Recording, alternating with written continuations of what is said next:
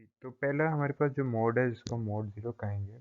जो कि हमारे पास सिलेक्ट होगा जब हमारे पास M0 M1 M2 के ऊपर 000 का कॉम्बिनेशन होगा। इसका काम क्या है, बेसिकली ये है इंटरप्ट ऑन टर्मिनल काउंट। अब टर्मिनल काउंट से मतलब क्या है कि जो भी हमने काउंट वैल्यू उसमें राइट की हुई है, वंस उसके लिए हमारे पास क्या होगा कि हमारे पास एक नंबर ऑफ क्लॉक साइकिल होंगे, और उस नंबर ऑफ क्लॉक साइकिल्स के अकॉर्डिंगली लेट्स सपोज जैसे अगर हमने 7 राइट किया हुआ है, तो हमारे पास जब 7 क्लॉक साइकिल्स हो गई तो उसके बाद मेरी जो इसकी आउटपुट है वो एक हाई सिग्नल हो जाएगा। तो मैं जैसे ही इसमें कंट्रोल वर्ड लिखूंगा तो इसका सिग्नल जो है वो मेरे पास लो, आउटपुट जो है वो लो हो जाएगी, और वंस जब वो काउंट वैल्यू अचीव हो जाएगी तो तो मेरे पास जो आउटपुट है वो मेरे पास हाई सिग्नल हो जाएगा। जी, तो ये वाला हमारे पास जो मोड 1 है ये बेसिकली हार्डवेयर ट्रिगर्ड मोड है। इसका मतलब क्या हुआ कि काउंटर जो है, अगर मैं इस मोड में इसको यूज़ करना चाह रहा हूँ, तो जब तक गेट इनपुट के ऊपर 0 to 1 की पल्स नहीं आएगी ये ट्रिगर नहीं होगा। ठीक है, तो वंस वो 0 to 1 की पल्स आ जाती है तो अब बेसिकली क्या होगा कि जो आउटपुट है वो लो हो जाएगी, और वो ड्यूरेशन का क्या होगा, वो मेरे पास ड्यूरेशन होगा कि जितनी मेरी क्लॉक साइकिल्स का जो पीरियड है multiply by the number of count values. So अगर मैं ये कहूँ कि मेरे पास 5 काउंट वैल्यूज़ हैं, तो जो भी क्लॉक इनपुट मेरे पास है उसमें जब तक वो 4 साइकिल्स कंप्लीट नहीं होंगे तब तक के लिए मेरी जो आउटपुट है वो इसमें लो रहेगी। तो आप यहाँ पे देख सकते हो कि हमने यहाँ पे काउंट वैल्यू जो है वो 5 रखी हुई है। तो ये मेरे पास जैसे गेट इनपुट आया, तो उसी वक्त जो गेट इनपुट जब मेरे पास आया, तो आप यहाँ पे देख सकते हो कि जो आउटपुट है वो 5 साइकिल्स के लिए मेरे पास लो है। और अगर उस 5 क्लॉक साइकिल से पहले मेरे पास दोबारा गेट इनपुट आ जाती है तो ये फर्दर 5 साइकिल्स के लिए जो है आउटपुट जो है वो लो रहेगी। तो इस केस में यहाँ पे आप देख सकते हो कि जैसे 4 साइकिल के बाद दोबारा मेरे पास गेट इनपुट आ गई हुई है, तो आपको यहाँ पे डॉटेड जो ब्लू लाइन यहाँ पे नज़र आ रही है, ये बेसिकली उस केस को शो कर रही है कि अगर मेरे पास फिफ्थ क्लॉक पल्स से पहले जब मेरे पास दोबारा गेट इनपुट आ गया तो ये री ट्रिगर हो गया, और उसकी वजह से आप यहाँ पे देख सकते हो कि आपके पास एक्चुअली जो आउटपुट थी अब वो 9 क्लॉक साइकिल्स के लिए मेरे पास एक्टिव लो हो गई है। जी, जो इसका मोड 2 है उसको हम कहते हैं रेट जनरेटर या डिवाइड बाय एनकाउंटर। ठीक है, इसमें बेसिकली क्या है कि अगर मेरे पास गेट इनपुट 1 है, तो जो आउटपुट है वो जितनी भी काउंट वैल्यूज़ हैं, तो बेसिकली उसमें जो हमारे पास, अगर मैं कहूँ कि मेरे पास 5 काउंट वैल्यू है, तो ये 4 साइकिल्स के लिए हाई होगी, और जो फिफ्थ मेरे पास जो साइकिल होगा उसके ऊपर जो आउटपुट है वो मेरे पास एक क्लॉक पल्स के टाइम पीरियड के इक्वल जो है वो मेरे पास एक्टिव लो हो जाएगी, और ये साइकिल जो है वो इसका रिपीट होता रहेगा। सो आप यहाँ पे देख सकते हो कि हमने 5 काउंट वैल्यू राइट की हुई थी, तो जो आउटपुट है वो मेरे पास 4 क्लॉक साइकिल्स के लिए हाई थी, और जो फिफ्थ क्लॉक साइकिल है उस पर ये एक पल्स के लिए जो है वो मेरे पास लो हो गई है। जो हमारे पास मोड 3 है ये बेसिकली है हमारे पास स्क्वायर वेव जनरेटर। ये जो स्क्वायर वेव जनरेटर है ये बेसिकली क्या करता है कि ये कंटिन्यूस स्क्वायर वेव जो है, ये अगर हमारे पास किसी ऐसी एप्लीकेशन हो जहाँ पे हम चाहते हैं कि 50% ड्यूटी साइकिल हमारे पास हो, तो बेसिकली वो क्या करेगा कि जो भी काउंट वैल्यू है उसके हाफ ऑफ द टाइम के लिए पल्स जो है वो मेरे पास हाई सिग्नल मिलेगा, और हाफ ऑफ द टाइम के लिए जो है वो लो मिलेगा। सो अगर मैं यहाँ पे देखता हूँ कि मेरे पास 6 अगर काउंट वैल्यू है तो 3 पल्सेस के लिए हाई है, 3 पल्सेस के लिए वो लो है। और अगर ये मेरे पास अप्लाई कब होगा कि अगर तो इवन वैल्यू मैंने काउंट वैल्यू है तो तब तो 50% ड्यूटी साइकिल होगा, और अगर ये ऑड होगा यानी कि 6 की जगह अगर ये 7 होता, तो बेसिकली तब क्या होगा कि वो फिर 4 पल्सेस के लिए जो है वो मेरे पास हाई सिग्नल होगा, और 3 के लिए जो है वो लो होगा। सो हम ये कह सकते हैं कि जब ऑड वैल्यू काउंट की होगी तो ड्यूटी साइकिल जो है वो 1 साइकिल लॉन्गर होगा फॉर हाई वैल्यू।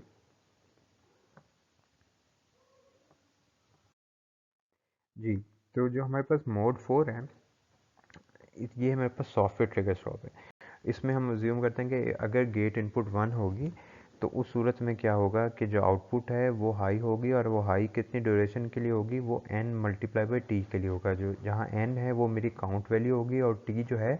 वो मेरे क्लॉक जो है क्लॉक पीरियड को रिप्रेजेंट कर रहा होगा। ठीक है, सो अगर मैं कहूँ कि मेरे पास 8 की काउंट वैल्यू है, तो बेसिकली क्या होगा कि 8 क्लॉक साइकिल के लिए मेरे पास एक हाई सिग्नल मिलेगा, और जैसे ही 8 साइकिल्स कंप्लीट हो जाएंगे तो ये एक साइकिल के लिए या एक पल्स के लिए इसकी जो आउटपुट है वो मेरे पास लो हो जाएगी। जी, जो मेरे पास मोड 5 है ये हार्डवेयर ट्रिगर स्ट्रोब है, और ये मोड 4 की तरह ही काम करता है। सिर्फ डिफरेंस क्या है कि यहाँ पे अब जो ट्रिगरिंग होगी वो ट्रिगरिंग होगी गेट इनपुट की तरफ। तो जैसे ही गेट इनपुट 0 से 1 मुझे मिलेगा, मेरा जो काउंटर है वो ट्रिगर हो जाएगा, और वो जो भी काउंट वैल्यू है उतनी क्लॉक साइकिल के लिए आउट जो है वो मेरे पास हाई रहेगी। एंड वंस वो काउंट वैल्यू जो अचीव हो जाएगी तो उसके बाद एक पल्स के लिए ये लो हो जाएगा। तो अगर 8 काउंट वैल्यू है तो ये 8 क्लॉक साइकिल्स के लिए मेरे पास आउटपुट 1 होगी, और वंस वो 8 क्लॉक साइकिल हो जाएंगी तो एक पल्स के लिए जो है ये आउटपुट जो है वो मेरे पास लो हो जाएगी। जी, तो हमारे पास जो ये एक एग्जांपल है, इसको हम देखते हैं। इस एग्जांपल में कहा गया है कि if clock 1 is equal to 1 megahertz and n is equal to 500 show the output for out 1 if it is program for mode 1। So इसका मतलब क्या है कि हम ये कह रहे हैं कि जो मेरा काउंटर 1 है उसकी क्लॉक इनपुट के ऊपर मैंने 1 मेगाहर्ट्ज जो है वो क्लॉक इनपुट सिग्नल दिया हुआ है 1 मेगाहर्ट्ज का, और जो n है वो मेरे पास क्या है वो 500 है, यानी कि जो काउंट वैल्यू है वो मैंने 500 राइट करनी है। तो उस केस में आउटपुट के 1 क्या होगी अगर वो मेरे पास मोड 1 के लिए प्रोग्राम हुआ हुआ है। याद रहे कि मेरे पास जो मोड 1 था, अगर मैं उसको देखूं तो मोड 1 जो है वो मेरे पास क्या था कि हमारे पास जो भी काउंट वैल्यू थी वो जो भी काउंट वैल्यू मैं उसमें राइट करता हूँ तो उतने पीरियड ऑफ टाइम के लिए, यानी कि उतनी क्लॉक पल्सेस के लिए मेरा जो आउटपुट है वो लो रहनी थी। तो अगर मैं कह रहा हूँ कि क्लॉक 1 मेरे पास 1 मेगाहर्ट्ज़ है तो इसका मतलब क्या हुआ कि जो क्लॉक 1 का जो साइकिल होगा वो 1 माइक्रोसेकंड का होगा, राइट। पीरियड टाइम पीरियड अगर निकालना हो तो हमें पता है कि 1 डिवाइड बाई 1 मेगाहर्ट्ज़ करूँगा तो वो 1 माइक्रोसेकंड आ जाएगा मेरे पास टाइम पीरियड। तो इसका मतलब है कि हमने जो मोड 1 की बात जहाँ हम कर रहे थे उस मोड 1 में हमने देखा था कि हमारे पास, अगर मैं यहाँ पे भी आपको स्क्रीन पे दिखाऊं, तो जो मोड 1 की बात थी वो क्या थी कि जो भी काउंट वैल्यू मैंने यहाँ पे राइट की हुई है, अगर मेरे पास 5 है तो वो बेसिकली जो भी टाइम पीरियड होगा मल्टीप्लाई बाय 5। सो इस केस में हमारे पास जो 5 पल्सेस थी उन 5 पल्सेस के लिए मेरे पास जो आउटपुट थी वो एक्टिव लो रहेगी। तो अब अगर मैं दोबारा अगर मैं इसके ऊपर आऊँ अपनी इस एग्जांपल के ऊपर, तो यहाँ पे भी आप देखो तो मेरे पास जो क्लॉक है वो 1 मेगाहर्ट्ज़ की है। इसका मतलब है कि टाइम पीरियड क्या होगा वो 1 माइक्रोसेकंड का होगा, और n मेरे पास क्या है 500। तो इसको कितने ड्यूरेशन के लिए लो रहना था, n multiply by T which is 1 microsecond. तो 500 multiply by 1 microsecond is equal to 500 microsecond. तो आप यहाँ पे देख सकते हो कि जैसे ही गेट इनपुट फ्रॉम 0 to 1 आई, मेरी जो आउटपुट सिग्नल था उसके ऊपर आप देख सकते हो कि जो पल्स है वो 500 माइक्रोसेकंड के लिए मेरे पास लो हो गई। फिर सेकंड पार्ट में आपसे कहा गया है कि assume that after 150 clock pulses gate 1 is retriggered. So इसका मतलब क्या है कि जो हमारे पास क्लॉक पल्स, हर क्लॉक पल्स हमने अभी देखा कि 1 माइक्रोसेकंड की है। तो इसका मतलब क्या हुआ कि हम ये कह रहे हैं कि जैसे ये गेट इनपुट आया, ये आउटपुट जो थी वो मेरे पास जो है वो ट्रिगर हो गई हुई है काउंटर 1, और हम यहाँ पे देख रहे हैं कि वो मेरे पास एक्टिव लो होगी। लेकिन अभी ये 150 माइक्रोसेकंड ही हुए हैं, दोबारा गेट इनपुट पे एक और 0 to 1 की पल्स आ गई तो ये जो काउंटर था दोबारा रीट्रिगर हो गया। तो 150 माइक्रोसेकंड के लिए तो ये पहले ही मेरे पास लो था, अब ये फर्दर 500 माइक्रोसेकंड के लिए ये लो हो जाएगा। तो एज अ रिज़ल्ट आपके पास जो आउट 1 के ऊपर जो पल्स ड्यूरेशन आएगी वो आप यहाँ पे देख सकते हो कि वो 650 माइक्रोसेकंड के लिए जो है वो लो रहेगी, ठीक है। तो याद रहे कि हमने मोड 1 में देखा था कि अगर मेरे पास दोबारा गेट इनपुट पे रीट्रिगर हो जाएगी तो वो दोबारा फिर से जो काउंटर है वो दोबारा फिर से जो है वो रीट्रिगर हो जाएगा, और दोबारा फिर से उतनी स्पेसिफिक पीरियड ऑफ टाइम के लिए जो पल्स है वो मेरे पास लो हो जाएगी।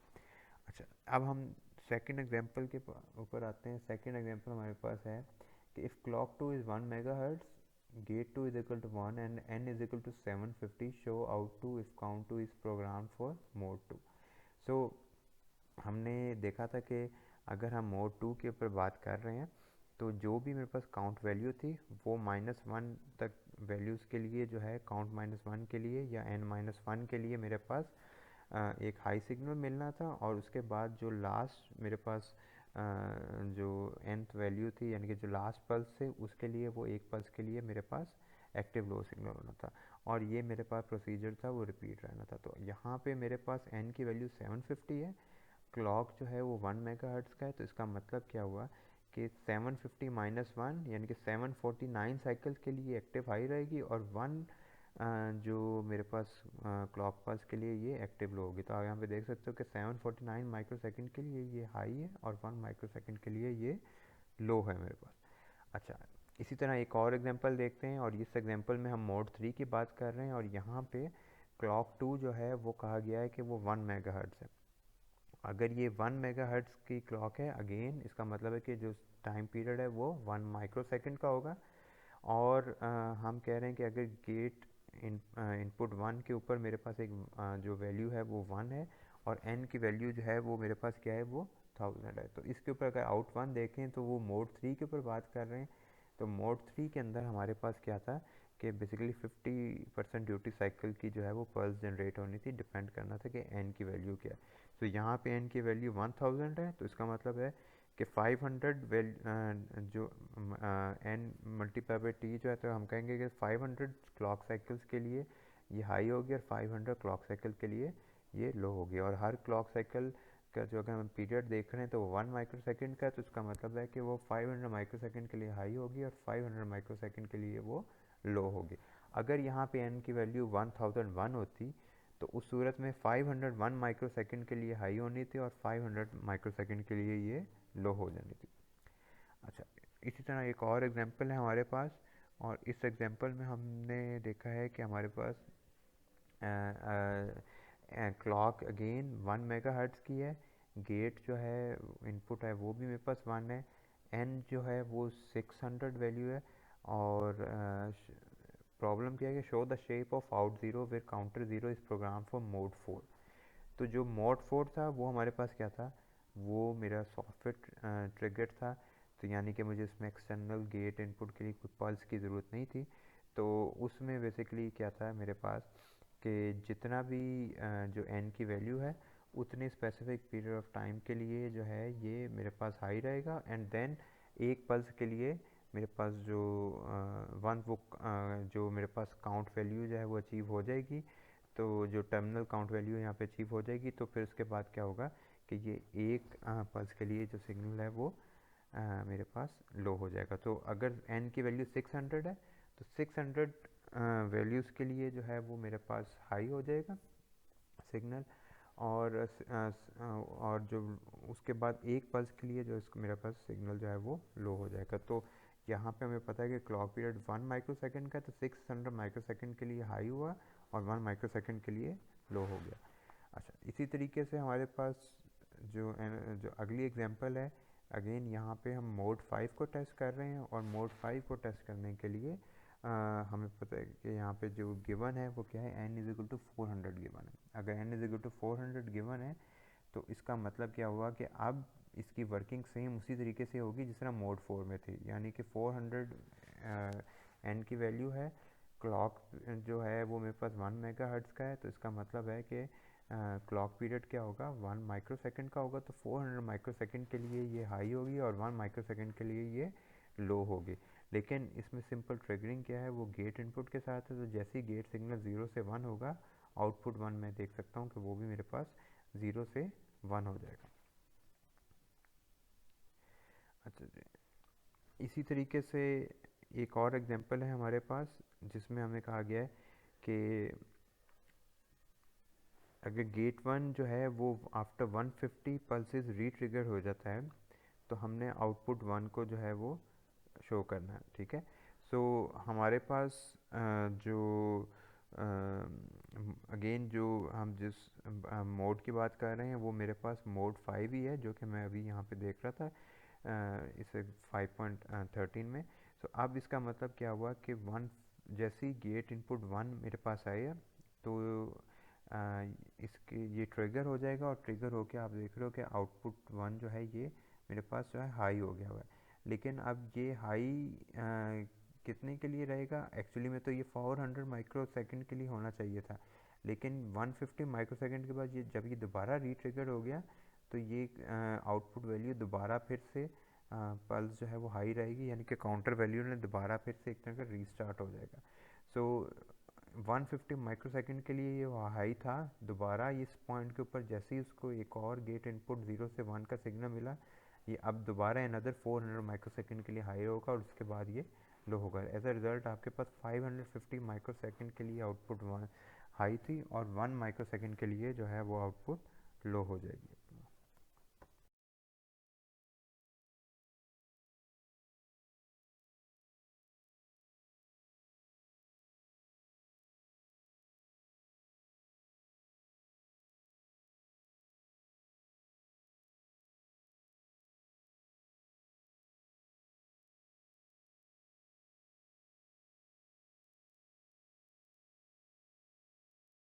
जी, तो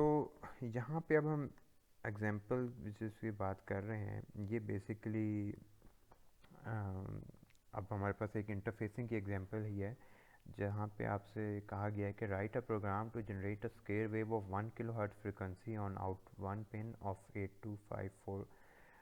timer. Assume clock 1 frequency is 1 megahertz and address for control register is 0BH, and counter 1 is 09 and counter 2 is 0A. So अब यहाँ पे अगर मैं देखूँ तो यहाँ पे मुझे कहा गया है कि मेरे पास जो कंट्रोल रजिस्टर है उसका जो एड्रेस है वो मेरे पास क्या है, वो 0B है। काउंटर 1 का जो एड्रेस है वो मेरे पास 09 है। काउंटर 2 का जो एड्रेस है वो 0A है। अगर आप अभी अगर शुरू के लेक्चर के ऊपर अगर आप दोबारा उन स्लाइड्स के ऊपर नज़र डालें तो आपको पता चलेगा कि जो हमारे पास जो एड्रेस पिन्स थी जो कि इंटरफेस हो रही थी वो क्या थी, A0 और A1। और उन एड्रेस पिन्स के ऊपर हमने देखा था कि अगर A0 A1 मेरे पास 00 होंगी तो वो काउंटर 0 सेलेक्ट हो रहा था, एड्रेस पिन 01 होंगी तो वो काउंटर 1 होगा, 10 पे काउंटर 2 होगा और 11 के ऊपर जो है वो कंट्रोल रजिस्टर है। तो यहाँ पे भी अगर मैं देखें तो काउंटर 1 अगर 09 है, काउंटर 2 जो है वो 10 या 0A है और कंट्रोल रजिस्टर जो है वो 0B है। तो आपको पता होगा कि जो काउंटर 0 है वो फिर 08 ही उसका एड्रेस बनेगा। सो अब अगर मैं यहाँ पे कहूँ देखा जाए तो मुझे कहा गया है कि एक स्क्वायर वेव जनरेट करनी है, तो स्क्वायर वेव हमें पता है कि वो मोड 3 पे सेलेक्ट करनी पड़ती है, ठीक है। सो इसका मतलब क्या हुआ कि अगर मैं इसके कंट्रोल रजिस्टर में देखूँ तो मुझे ये पता चल गया कि यहाँ पे M0 M1 M2 का जो कंटेंट है वो क्या होगा, 011, ठीक है। अच्छा, इसी तरह BCD मोड के अंदर हम इसको 1 को सिलेक्ट कर रहे हैं और इसी तरीके से जो हम अगर वैसे मोड देखें तो मैं क्या यूज़ कर रहा हूँ, RW0 RW1 पे 11 यूज़ कर रहा हूँ। तो अगर आपको याद हो, बल्कि मैं ऐसा करता हूँ कि मैं पिछली स्क्रीन के ऊपर जाता हूँ दोबारा ताकि आपको अभी यहीं पे नज़र आ जाए। जी, तो अगर आप यहाँ पे देखें तो हमें पता है कि अगर BCD की वैल्यू यहाँ पे 0 है तो इसका मतलब है कि बाइनरी वैल्यूज़ हैं, 1 है तो इसका मतलब है कि मैं BCD वैल्यू जो है वो उसको स्टोर करना चाह रहा हूँ। और यहाँ पे मैं देख सकता हूँ कि अगर 1 है तो इसका मतलब क्या है कि लीस्ट सिग्नल बाइट जो है पहले वो रीड या राइट होगी and followed by most signal byte, right. अच्छा जी, तो दोबारा हम जाते हैं उस इंटरफेसिंग की एग्जांपल के ऊपर। तो अब अगर यहाँ पे देखा जाए तो यहाँ पे हमने BCD जो है वो मोड सेलेक्ट किया हुआ है, जो कि हमने 1 इसको देखा हुआ है। और हमने इसी तरीके से रीड राइट मोड जो है वो हमने लीस्ट सिग्नल बाइट यानी कि पहले रीड होगी forward by most signal byte. और हमने यहाँ पे जो अगर आप यहाँ पे देखो तो we need to write a program to generate a square wave of 1 kilo hertz on output 1, यानी कि काउंटर 1 की बात हो रही है। तो काउंटर 1 को सिलेक्ट करना है तो फिर इसलिए यहाँ पे मेरे पास SC1 और SC2 के ऊपर 01 हो गया। तो अब अगर मैं इस कंट्रोल वर्ड रजिस्टर को देखूँ तो ये क्या होगा 011011। तो ये अगर मैं देखूँ हेक्स में तो ये 0117 को रिप्रेजेंट कर रहा है, ये 011 भी 7 को रिप्रेजेंट कर, तो ये 77 वैल्यू होगी हेक्साडेसिमल में। तो अब अगर इसके लिए मैं अच्छा एक चीज़ जो यहाँ पे मिस कर गया कि जो काउंट वैल्यू अब कैसे कैलकुलेट करनी है। काउंट वैल्यू ये बेसिकली वो वैल्यू है जो कि जिसकी बेस पे जिसको हम n कह रहे थे, हम जिसको भी हम देख रहे थे, ठीक है। तो ये अगर मैंने n या काउंट वैल्यू को अगर फाइंड करना है तो उसका सिंपल फार्मूला क्या है कि इनपुट फ्रीक्वेंसी यानी कि जो क्लॉक इनपुट की फ्रीक्वेंसी है वो डिवाइडेड बाय जो डिज़ायर्ड फ्रीक्वेंसी है। सो अगर हम ये कह रहे हैं कि जी जो क्लॉक 1 की फ्रीक्वेंसी 1 मेगाहर्ट्ज़ की थी और हम इसकी मदद से 1 किलोहर्ट्ज़ की फ्रीक्वेंसी जनरेट करना चाह रहे हैं, तो 1 megahertz divide by 1 kilohertz is equal to 1000। तो यानी कि अब मुझे BCD वैल्यू के अंदर जो है मुझे 1000 राइट करना है, क्योंकि मैंने अब BCD रखा हुआ है। तो जो इसका सोर्स कोड अगर मैं यहाँ पे देखूँ तो वो मेरे पास क्या होगा कि मैं जो AL रजिस्टर यूज़ कर रहा हूँ उसमें 77 मैंने मूव करवाया एंड देन आउटपुट की मैंने कमांड यूज़ की। और वो आउटपुट की कमांड क्या थे कि मैं यहाँ पे एड्रेस दूंगा फॉलोअर्ड बाय रजिस्टर वैल्यू, ठीक है। तो आउटपुट जो मैं यहाँ पे, क्योंकि पहले मुझे कंट्रोल रजिस्टर में इसको कॉन्फ़िगर करना है, कंट्रोल रजिस्टर को राइट करना है, तो कंट्रोल रजिस्टर 0B एड्रेस के ऊपर इंटरफेस था। तो उसका एड्रेस यहाँ पे लिखा 0B AL। तो इसका मतलब है कि जो 77 का जो कंटेंट था वो बेसिकली मेरे पास इस 0B एड्रेस के ऊपर जाके वहाँ पे उस मोड के ऊपर जाके जो है वो राइट हो जाएगा। सो कंट्रोल रजिस्टर में हमने कंट्रोल वर्ड 77 जो था वो लोड कर दिया हुआ। अच्छा, अब हमने इसको क्योंकि यहाँ पे RW0 और RW1 को हमने 1 सेलेक्ट किया हुआ है, तो इस केस में आप यहाँ पे देख सकते हो कि जो मेरे पास मूव रजिस्टर का जो मैं अगेन कमांड यूज़ कर रहा हूँ उसमें मैं पहले 1000 की जो लोअर बाइट थी वो क्या थी 00। तो 00 पहले जो है वो लोअर बाइट लोड हुई और वो कहाँ पे गई काउंटर 1 के एड्रेस के ऊपर 09 के ऊपर। तो अब 09 के लिए पहले मेरे पास क्या राइट होगा 00 एंड देन जो इसकी मोस्ट सिग्निफिकेंट बाइट थी वो मेरे पास हायर बाइट क्या थी वो 10 होगी यहाँ पे, वो मेरे पास अगेन इसी एड्रेस के ऊपर जो कि काउंटर 1 का एड्रेस था उसके ऊपर मैंने उसको राइट कर दिया। तो कंट्रोल रजिस्टर में 77 राइट हो गया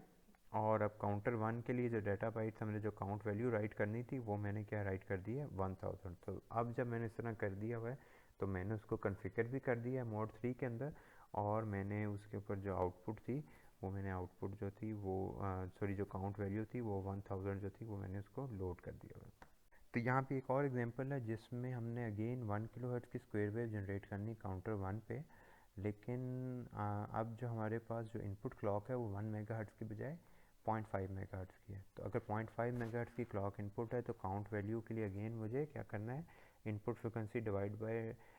desired frequency which is 1 kilohertz. तो 0.5 मेगाहर्ट्ज़ डिवाइड बाय 1 किलोहर्ट्ज़ किया तो वो 2000 आ गया।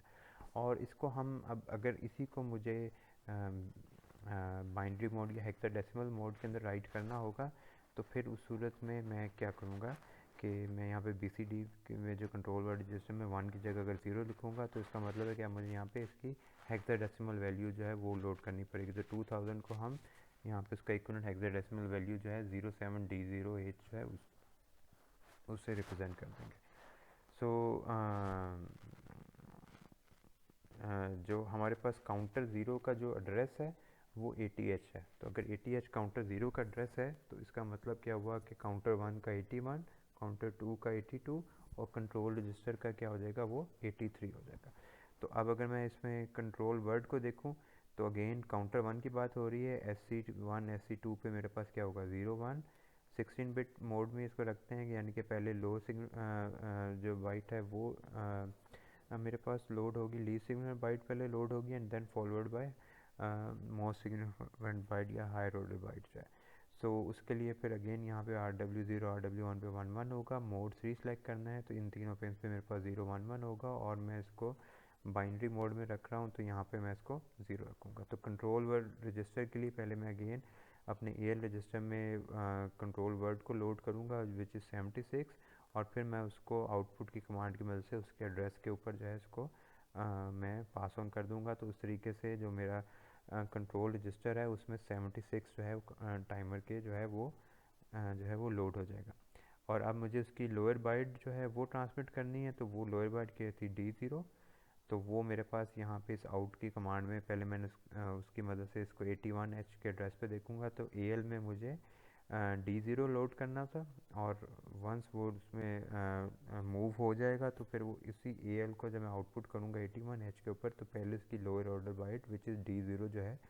वो बेसिकली काउंट वैल्यू की जो है वो ट्रांसमिट हो जाएगी। And then followed by higher order byte which is 07। तो उसके लिए अगेन मैं AL रजिस्टर में ही उसको वैल्यू को मैं राइट करूँगा, और उसी को मैं ओवरराइट करके मैं जो है वो आउट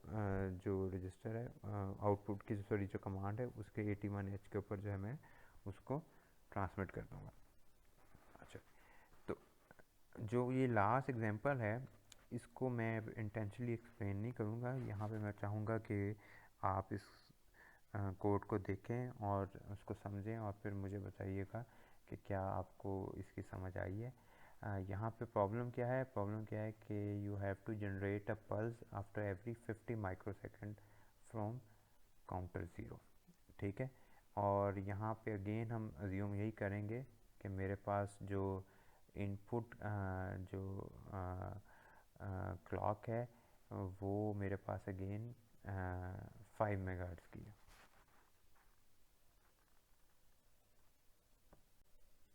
जी, तो यहाँ पे हमारे पास एक और एग्जांपल है जिसमें अब हम अज्यूम कर रहे हैं कि हमारे पास जो इनपुट क्लॉक फ्रिक्वेंसी है वो 0.5 मेगाहर्ट्ज़ है, और हम क्या चाहते हैं कि हमने 1 किलोहर्ट्ज़ की स्क्वायर वेव जनरेट करनी है काउंटर 1, और जहाँ पे हमें काउंटर 0 का एड्रेस जो है वो 80H जो है वो बता दिया गया। तो सबसे पहले तो हमने ये डिटरमिन करना है कि कंट्रोल वर्ड क्या होगा जिसको हमने ट्रांसमिट करना है अपने टाइमर की चिप को। तो हम काउंटर 1 की बात कर रहे हैं, तो इसका मतलब है D6 और D7 पे क्या होगा 0 1। हम अगेन वही 16 बिट मोड में इसको रखते हैं कि वेयर हमें पहले उसकी लोअर ऑर्डर बाइट को ट्रांसमिट करना है followed by higher order byte. तो मैं RW0 और RW1 पे 1 1 रखूँगा। मोड 3 की बात हो रही है तो यहाँ पे 0 1 1 मोड होगा, और जो D0 पिन है वहाँ पे हम अब इसको बाइनरी मोड के अंदर ट्रांसमिट करना चाहेंगे डाटा, तो मैं यहाँ पे इसको BCD की वैल्यू जो है यहाँ पे 0 रखूँगा। तो अगर मैं अब इसको कैलकुलेट करूँ तो 0 1 1 1 और ये क्या 0 1 1 0, तो ये कंट्रोल वर्ड 76 हो जाएगा। अब काउंट वैल्यू क्या होगी वो हमने चेक करनी है। तो हमारे पास इनपुट फ्रिक्वेंसी 0.5 मेगाहर्ट्ज़ है और डिज़ायर्ड फ्रिक्वेंसी क्या है मेरे पास 1 किलोहर्ट्ज़। तो मैं अब उसके अकॉर्डिंगली जब इसको डिवाइड करूँगा तो मेरे पास जो वैल्यू बनेगी वो क्या बनेगी 2000, और जिसका हेक्साडेसिमल में वैल्यू क्या होगी 07। तो अब मुझे अगर कंट्रोल वर्ड को पहले ट्रांसमिट करना है और मैं उसको कंट्रोल रजिस्टर में लोड करना चाहता हूँ, तो मुझे उसका एड्रेस कैसे पता चल जाएगा कि अगर काउंटर 0 का एड्रेस 80H है तो काउंटर 1 का 81 होगा, काउंटर 2 का 82 होगा, और जो कंट्रोल वर्ड रजिस्टर है उसका एड्रेस क्या होगा 83। तो पहले मैं अपना जो एक्यूमुलेटर रजिस्टर AL है उसकी जो लोअर 8 बिट्स हैं उसमें मैं 76H को लोड करूँगा, और वंस एंड देन उस AL रजिस्टर को मैं बेसिकली 83 के एड्रेस के ऊपर जो है ट्रांसमिट कर दूँगा। तो जब वो उसके ऊपर ट्रांसमिट होगा तो जो इस 8254 की चिप है उसके कंट्रोल वर्ड के अंदर 76 जो है वो राइट हो जाएगा। फिर अब मुझे काउंटर 1 के एड्रेस के ऊपर यानी कि उसको ऊपर मैंने काउंट वैल्यू ट्रांसमिट करनी है। तो मैंने मोड क्योंकि सिलेक्ट किया हुआ है जिसमें मुझे पहले लोअर ऑर्डर बाइट ट्रांसमिट करनी है followed by higher order byte. तो अगेन मैं जो एक्यूमुलेटर रजिस्टर EL है उसको ही मैं दोबारा ओवरराइट करता हूँ जिसमें मैं उसकी लोअर ऑर्डर बाइट D0 को राइट करता हूँ, और उसके बाद मैं उसको 81H के ऊपर आउटपुट कर दूँगा। इसी तरीके से फिर हायर ऑर्डर बाइट को दोबारा मैं AL में ही राइट कर देता हूँ। आप इसको एक्यूमुलेटर जैसे हाई 8 बिट में भी कर सकते हैं, इट्स अप टू यू। और फिर उसको मैं दोबारा फिर इसी एड्रेस के ऊपर जो है वो ट्रांसमिट कर दूँगा। ठीक है।